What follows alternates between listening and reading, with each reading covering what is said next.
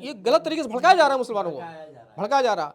और फिर मैं वही कर रहा हूँ, भड़का वो रहा है जो माफिया है, वक्फ जायदाद की जो माफिया, वही भड़का रहा है अपनी जायदाद को बचाने के लिए। इनको लग रहा है कि जैसे बिल पास होगा हमारे पैर के नीचे ज़मीन खिसक रही है, प्रॉपर्टी हाथ से निकल रही है, जिस पे उन्होंने राजा महाराजा की तरह ऐश कर रहा था 70 साल से, वो ऐश परस्ती जिंदगी खत्म होने जा रही है, इसलिए वो लोग परेशान है। ये तो बिल्कुल गलत है। मेरा ये कहना है कि जितने लोग अभी प्रोटेस्ट कर रहे हैं, जितने बेचैनी की तरह से कर रहे हैं, अगर ये बेचैनी उस वक्त होती जब बंदर बाट हो रहा था तो ये नौबत नहीं आती।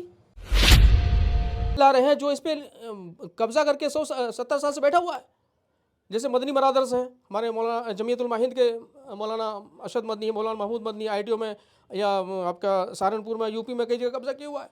उसी तरीके से मुस्लिम पर्सनल बोर्ड के जो टॉप लेवल मौलवी हैं, सारे नहीं, टॉप लेवल वो लोग कब्जा किए। अब जैसे मौलाना फजलुर रहीम मुजद्दिद जो जनरल सेक्रेटरी मुस्लिम पर्सनल बोर्ड के, उसके ऊपर इल्ज़ाम है कि 250 एकड़ ज़मीन कब्जा किया हुआ है। दूसरी बात ये बताया गया कि वक्फ बाय यूज़र, तो वक्फ बाय यूज़र के लिए सरकार बिल्कुल क्लियर कर दिया है कि वक्फ बाय यूज़र यानी अप्रैल 2025 तक जो भी इस्तेमाल हो रहा है, मस्जिद, मदरसा, खानका, कब्रिस्तान, इस पर कोई आँच नहीं आने वाला है। उस पर आँच आ सकता है जिसका डिस्प्यूट चल रहा है, झगड़ा चल रहा है कोर्ट में। वक्फ कानून जब से आया है तब से कई जगहों पर देखा जा रहा है, कई राज्यों में मुस्लिम समुदाय के जो लोग हैं वो लोग इसका विरोध कर रहे हैं।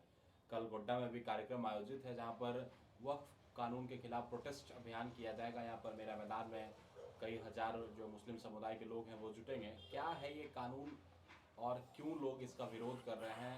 कितना पक्ष में है मुस्लिम समुदाय के और कितना उनके अगेंस्ट है? पूरी जानकारी दीजिए। पहले तो मैं आपका धन्यवाद करना चाहता हूँ। मैं अपना तारुफ करा दूँ। मेरा नाम मोहम्मद तौकीर उस्मानी हुआ। मैं सार्जेंट हूँ, भूतपूर्व वायु सैनिक हूँ। और जब से ये कानून लागू हुआ है, बल्कि बिल पास हुआ है, एक्ट बना है, तब से जो है कुछ तबके में बेचैनी है, और वो कुछ तबका पूरे मुसलमान को भड़काने का काम कर रहा है। और सच्चाई ये है कि वक्फ में इतनी जायदाद है, इतना बंदर बांट हुआ है, बल्कि 98% बंदर बांट हो चुका है। उसको बचाने की कोशिश होना चाहिए, और उसी को बचाने या उस इंक्रोचमेंट खाली कराने के लिए कानून बनाया गया है। अब ये सवाल पैदा होता है कानून क्यों बनाया गया, पहले क्यों नहीं खाली करा सका? तो मैं थोड़ा पीछे ले जाना चाहता हूँ। इसमें अंग्रेज़ों से पहले भी कुछ वक्त जायदाद है मुसलमानों के पास, और अंग्रेज़ों के बाद जब हिंदुस्तान आज़ाद हुआ तो पार्टीशन हुआ इंडिया पाकिस्तान, तो बहुत से मुसलमान देश को छोड़ के चले गए, तो उनकी जायदादें जो ही छोड़ के चले गए, ज़मीन जायदाद, वो भी वक्फ में मर्ज कर दिया गया। इसके पीछे बड़ी साजिश है। सरकार चाहती उस वक्त वो उसको सरकारी संरक्षण लेकर के मुसलमानों के लिए भलाई काम कर सकती थी या आवाम के लिए कर सकती थी, लेकिन उसको सरकारी संरक्षण ना लेकर के वक्फ के अंदर लिया गया। इसका मकसद ये था कि वक्फ में लेबल लगाया गया मुसलमानों का कि मुसलमान की जाति प्रॉपर्टी, इस पर कोई उंगली नहीं उठा सकता, लेकिन बैठाया गया ऐसे मुसलमानों बैठाया गया जो सरकार की गुलामी करे, सरकार के सारे चले। वो सरकार जो उस वक्त थी उसने उसका बंदर मार किया और आसानी के साथ किया, कोई उंगली दिखाने वाला नहीं। अगर उंगली दिखाता है तो बोल देंगे वक्फ जायदाद है, मुसलमानों की जाति प्रॉपर्टी है, ये मुसलमानों का दीनी मसला है, दीन इस्लाम के नाम पर कोई उसमें उंगली नहीं उठा सकता। इतना पावर दे दिया गया वक्फ बोर्ड को, और इस तरह से बंदर बांट किया। सब ने किया, नेता मंत्री गैर मुस्लिम मुसलमान सब ने किया, मुसलमानों को सिर्फ इस्तेमाल किया गया। अब जब मोदी सरकार की आँख खुली, भले 10 साल के बाद खुली, आँख खुली, इनको लगा कि तो बंदर बांट हो चुका है, मुसलमानों की बड़ी जायदाद, इतनी जायदादें हैं कि अगर इसका सही इस्तेमाल होता तो इस देश का एक भी मुसलमान गरीब नहीं रहता। इसी प्रॉपर्टी की बुनियाद पर सरकारी ऐड लिए बगैर तो इन्होंने एक नया कानून लागू किया, और ये कानून ऐसा बना है कि पूरे भारत में आज़ादी से लेकर अब तक एक तारीख बन गई है। इतना लंबे टाइम के लिए JPC कायम हो गया, 6 महीना JPC पूरा देश के अंदर घुमा, ज्वाइंट पार्लियामेंट्री कमेटी, जिसका अध्यक्ष श्री जगदम्बिका पाल जी हैं। तो ये सबसे सजेशन लिया, मुसलमानों से गैर मुसलमानों सबसे सजेशन लिया, 6 महीना घुमा।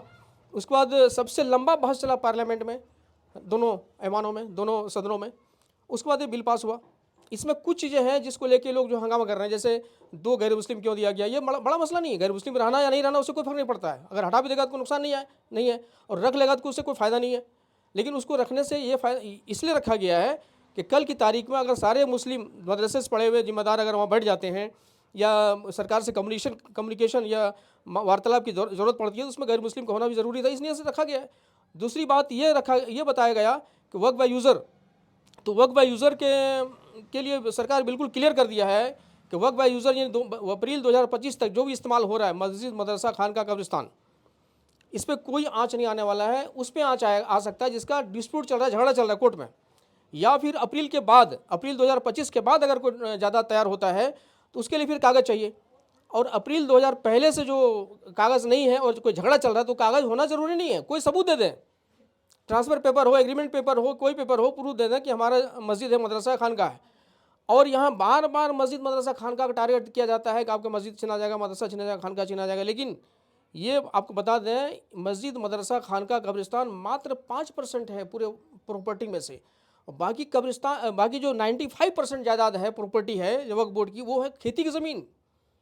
मैंने अपनी आंखों से पंजाब में देखा, 100 बीघा, 100 एकड़ ज़मीन को कौड़ी भाव में लीज पे दे दिया 100 साल के लिए। कौन है ऐसे लोग जो इस बात को जो अफवाह की तरह फैला रहे हैं कि मस्जिद छीना जाएगा या ऐसा कुछ? वो फैला रहे हैं जो इस पर कब्जा करके 170 साल से बैठा हुआ है। जैसे मदनी बरादर्स हैं, हमारे मौलाना जमीयतुल माहिंद के मौलाना अशद मदनी, मौलाना महमूद मदनी ITO में, या आपका सहारनपुर में, यूपी में कई जगह कब्जा किया हुआ है। उसी तरीके से मुस्लिम पर्सनल बोर्ड के जो टॉप लेवल मौलवी हैं, सारे नहीं, टॉप लेवल वो लोग कब्जा किए। अब जैसे मौलाना फजलुर रहीम मुजद्दिद जो जनरल सेक्रेटरी है मुस्लिम पर्सनल बोर्ड के, उसके ऊपर इल्ज़ाम है कि 250 एकड़ ज़मीन कब्जा किया हुआ है, 250 एकड़ ज़मीन राजस्थान में। उसी तरीके से ओवैसी बरादरी पर कब्जा इल्ज़ाम है। हैदराबाद के अंदर मदीना मार्केट और मक्का मस्जिद चारों तरफ है, आपका दुकानें हैं, उसका बंदरबाट हो रहा है। प्लस उसके ऊपर मोदी जी की जो ये मतलब मोदी सरकार के जो ये फैसला है वक्फ कानून बनाने का, तो आप इसके पक्ष में हैं? जी हाँ, अगर जिस तरह से बात कर रही है अभी जिस तरह से बात कर रही है और कानून जैसा दिख रहा है, इसके हिसाब से अगर वो अमल करती है तो मैं फेवर में हूँ। अमल करती है या नहीं करती वो बात की बच्ची है, हम उसको मौका तो दें। अगर वो उस पर अमल नहीं करती है, फॉलो नहीं करती है कानून के हिसाब से, फिर हम उसके खिलाफ प्रोटेस्ट करेंगे। हम तो अभी अपने जिले की अगर बात करें तो कल यहाँ पर बृहद रूप से यहाँ पर प्रोटेस्ट होने वाला है, क्या वो तो गलत है पूरी तरह से? ये तो बिल्कुल गलत है। मेरा ये कहना है कि जितने लोग अभी प्रोटेस्ट कर रहे हैं, जितने बेचैनी की तरह से कर रहे हैं, अगर ये बेचैनी उस वक्त होती जब बंदरबाट हो रहा था तो ये नौबत नहीं आती। वो बेचैनी उस वक्त कहाँ गई थी? जो करोड़ों जायदाद पे कब्जा किया, वैसे के ऊपर चार्ज है 4,000 करोड़ की प्रॉपर्टी जायदाद पे कब्जा करने का है, और जिसके बना पे लोग जो है ऐश की ज़िंदगी गुजार रहा है। और गरीब मुसलमान, ये प्रॉपर्टी गरीब मुसलमान के लिए था, और उस पर कब्जा करके ये लोग बैठा है और ऐश कर रहा है, और उसी गरीब मुसलमान को इस्तेमाल कर रहा है, भड़का रहा है, जिसके लिए ये इन्होंने कब्जा किया है, जिसकी जायदाद को उसने कब्जा किया है, जिसके लिए खैर खान है, जो पैसे वाले थे, उसने जायदाद को वक्फ किया, और उसकी प्रॉपर्टी पर ये लोग कब्जा करके बैठा है, और इसके बचाने के लिए उसी गरीब मुसलमानों को इस्तेमाल कर रहा है जिसके लिए वो ज़मीन थी, जिसके लिए वो ज़्यादा अफसोस की बात है। और उस गरीब बेचारे मुसलमानों को पता ही नहीं कि वक्फ होता क्या है। कई लोग ये भी कह रहे हैं कि ये जो कहीं ना कहीं ये असंवैधानिक है पूरी तरह से, मतलब कब्जा करने का उद्देश्य ये कानून को बनाया गया है। ये गलत तरीके से भड़काया जा रहा है मुसलमानों को, भड़काया जा रहा। और फिर मैं वही करूँ, भड़का वो रहा है जो माफिया है, वक्फ जायदाद की जो माफिया, वही भड़का रहा है अपनी जायदाद को बचाने के लिए। इनको लग रहा है कि जैसे बिल पास होगा हमारे पैर की नीचे ज़मीन खिसक रही है, प्रॉपर्टी हाथ से निकल रही है, जिस पे उन्होंने राजा महाराजा की तरह ऐश कर रहा था 70 साल से, वो ऐश परस्ती ज़िंदगी ख़त्म होने जा रही है, इसलिए वो लोग परेशान हैं। और इसमें कई सारे लोग हैं, इसमें सिर्फ मुसलमान ही नहीं है, उसमें गरीब मुस्लिम लीडर भी हैं, उन्होंने भी कब्जा कर रखा है। और उसके बाद कुछ पॉलिटिकल लीडर हैं जो अपना रोटी सेकना चाहते हैं, अपना पॉलिटिकल माइलेज लेना चाहते हैं।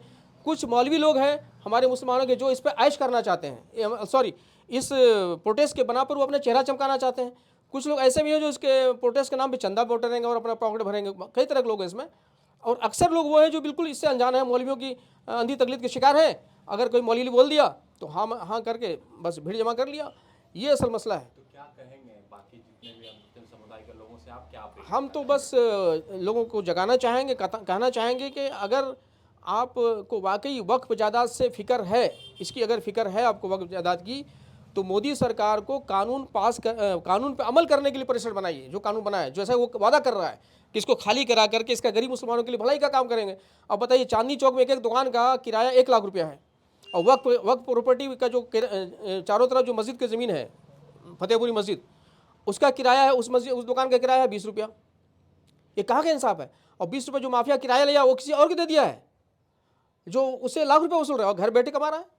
और 20% जो किराए पे एग्रीमेंट लिया, जाहिर सी बात है वक्फ बोर्ड में जो चेयरमैन बैठा हुआ उसको पैसा दिया होगा। ऐसी स्थिति तो कमोबेश हर जगह होगी, एवरीवेयर, पूरे इंडिया में। मैंने एग्जांपल दिया चांदनी चौक, हैदराबाद में देख चले जाइए, मक्का मस्जिद के चारों तरफ जितने दुकानें, 125 दुकानें हैं, 125 दुकानों में मात्र 1000 रुपये किराया आता है, जबकि उसका कई लाख किराया आना चाहिए मंथली।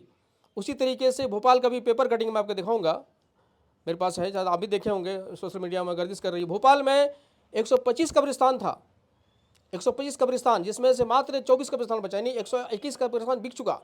दिल्ली में हर साल कब्रिस्तान बिकता है, और बेचने वाला कौन? सब मुसलमान। दिल्ली में बहुत सारी कॉलोनी तैयार हो गई, कॉलोनी कब्रिस्तान में बनी हुई है।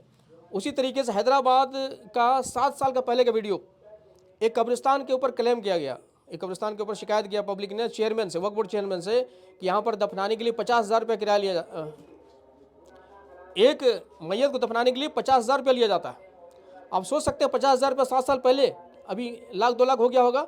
एक गरीब आदमी अगर मैयत को दफनाने जाएगा 2 लाख रुपये कहाँ से लाएगा? वो चंदा करेगा, और चंदा करने के लिए फिर मैयत को सड़ाएगा एक दिन के लिए। तो ये समझ लिए कि कितना बड़ा बंदर मार्ट हो रहा है। कब्रिस्तान बिक रहा है तो दुकानें मकान का बंदर मार्ट हुआ है, जमीन खेती की जमीन का बंदर मार्ट हुआ है। उस वक्त ये लोग कहाँ थे जो आज बड़ी बेचैनी के साथ प्रोटेस्ट कर रहे हैं? तो ये प्रोटेस्ट और बेचैनी खुद साबित कर रहा है कि उनके लिए बेचैनी इसलिए हो रही है कि उसके नीचे से ज़मीन, उसके पैर के नीचे से ज़मीन खिसक रही है, इसलिए परेशान है। और भोले भाले सीधे साधी मुसलमानों को भड़का रहे हैं, मस्जिद मदरसा खानका कब्रिस्तान छीने जाने का डर दिखा रहा है, ताकि दीन के नाम पे किसी, या धर्म के नाम, दीन के नाम पे या धर्म के नाम पे किसी को गुमराह करना बहुत आसान है। वो ये काम ये लोग कर रहे हैं।